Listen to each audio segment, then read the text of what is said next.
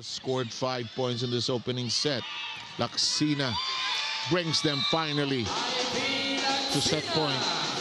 Sa mga timeouts niya, play talaga, specific plays ang kanyang... May call siya nga agad. One up, may tawag eh. Why not? Diba? Sakto. Second set point. We'll have a date with Signal. This is second set point opportunity. Laksina.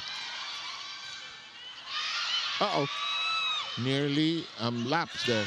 Down the middle we go with Domingo. Up in the air. Kept alive. They toss it to the back row. Chance to attack.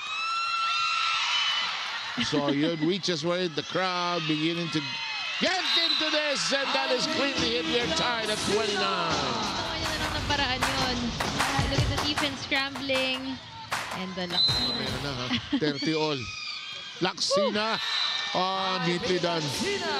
That was a great set by Bea Bonafe. Hindi ko alam, kaya yan ng teammates mo.